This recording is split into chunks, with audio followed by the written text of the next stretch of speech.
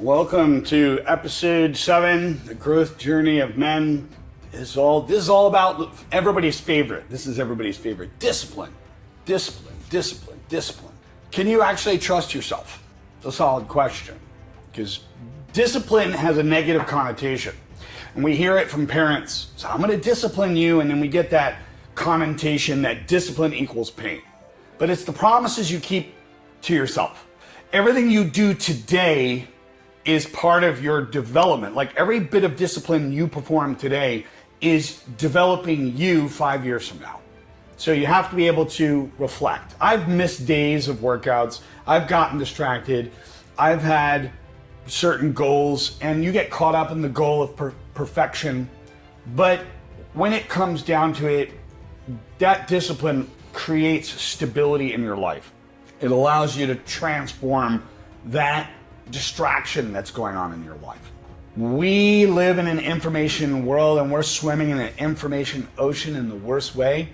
And discipline doesn't start from the big grandiose steps. It actually starts from the tiny small things every single day. The tiny repetitions every single day. Okay, let me give you a simple example. Every time I leave my office, because I work from home, so every time I leave my office and I go over to make some coffee or go over into the kitchen to grab something, I stop and do a set of kettlebells. That's it. I do a small set, and I do that all day long, okay? Now I'll get a drink of water, I'll go to the kitchen, I'll go grab something, and I'll stop and do a set every time I come out here. And this is my zone. This is my discipline zone, my workout zone. I engineer this environment strictly for me to work out in. That's what I do. So discipline is a practice, just like we talked about everything in regards to your identity, is that your identity is constantly like a software update. It's updating constantly. Action creates evidence. And if you start to step into discipline, you don't have to step into big ways, okay? Like I first started developing my discipline through fasting, okay, doing fasting, all right? Now, when I started, I didn't go like against the grain to say, okay, I'm gonna fast for 8 hours. I didn't do that. I didn't start off that way. My discipline came from just going 1 hour. Just 1 hour without anything, then 2, then 3, then 4. I started increasing from there. I quit smoking the same way. You can catch a video on that. I quit smoking the same exact way. It used to be 2 packs a day, literally, okay? So you have to be able to take action. Discipline is connected to action, but you could also understand discipline as structure. And a lot of people feel that structure is rigid and cold. There are 3 types of emotional people, and they get caught up in their emotions, and that stops them. Like emotions, if there was a murderer, emotions would be the killer. It would slit the throat of discipline. Literally, emotions. Now, emotions are important though. And I think what tends to happen is we lose sight of how to use them in our discipline. For example, let me give you an example. Music can be emotional. It can make you move, can get you in the mood, can get you to do something, right? Music is emotional. Working out is that discipline. Bruce Lee used to shadow box to jazz, okay? So when you take that music, that emotional component, and you put it into the discipline structure, then your discipline really takes off. Because for a lot of people, and there's again 3 emotional types, they feel that discipline is very cold. It's a punishment, it's hard, I can't do it, and they're all about their emotions, they're all about their feelings. When you're developing your discipline, you could take your emotions, you're not getting rid of them, but you're reducing them to a degree to where they're palatable. So you can include them in your practices. That's what a lot of people don't get. You can actually take your emotions and include them into your discipline.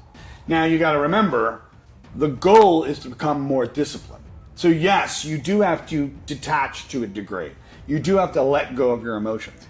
But you can go into a routine, and that routine itself may be redundant. Like you might feel that routine is cold, boring, and redundant. It's like martial arts. If you're doing a back fist, for example, okay? Doing it one time over and over again, 70 ways, for certain people, they will find that boring, cold, and unemotional. But if you add variation, if you take that Backfist and you throw 50 variations into it, you decide to hit a target, you decide to visualize, you decide to do it in different ways, and then you throw some music on top of it, now you've baked in some variation. Okay, again, there's 3 emotional types, and those 3 emotional type of people, those are the ones that have the most difficulty with discipline. And they're the emotional types, those 3, okay? So you can find my video on that. It'll go deeper into that. I could always circle back on that topic. If you want more of that topic, feel free to comment below that you want more of that topic, and we'll go over it from there. But emotions can literally be the discipline killer. We don't have to be devoid of it. We don't have to be devoid of emotions. We have to learn to turn down the volume on them to a degree. A lot of discipline can be uncomfortable, but there's growth inside of the discomfort. So you want to be able to turn down that emotional knob to the point where it's just comfortable enough, but you're not coming out of your comfort zone, you're coming to the very edge of your comfort zone. You're not coming out, but to the edge. Because you won't do what you'll do. You will do what your nervous system will allow. And if the volume level of your nervous system is at number 3, it's going to be hard to push to a 4 for some people. Because they fight themselves. You go in an inner civil war with yourself, right? Why is this important? Because when you actually understand where you stand with that, you're able to gain more discipline. I gained discipline. I started off with that fasting, like I said. I started off fasting 1 hour, 2 hours, 3, then I would do 4-hour windows. Then I did like the 16-hour, 8-hour, 16, 8 kind of thing. But then it got interesting. I went 7 days straight. Now, again, I don't expect everybody else to do that. Like, I'm not asking anybody to do that.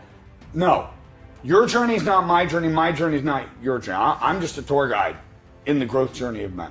Think of it that way. I'm just a tour guide. I'm here to help others.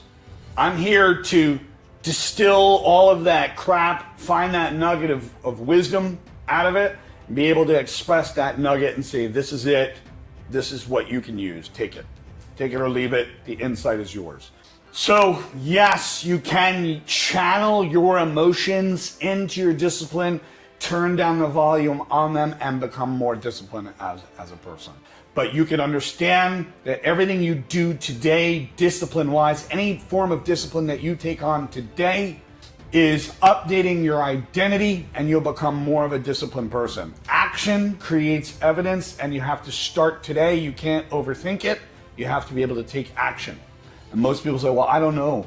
Well, take action, because if you're not clear, when you take that action, it'll actually show the way. You'll be able to see the way, because taking that action will give you some evidence. And not only that, but you count that as a win. And the problem with us is when we're trying to create discipline, we don't count our wins. Or if we count our wins, what do? We compare them to the rest of the world with the principle of upward comparison. I compare myself to everyone that's better than me, not understanding that your journey is not their journey, their journey is definitely not yours. Understand your individuality. Understand your unique journey. And it's not always the journey. It's not the destination, but it's the vistas along the way, those nuggets of wisdom that you pick up. So keep that in mind. Catch you in the next one.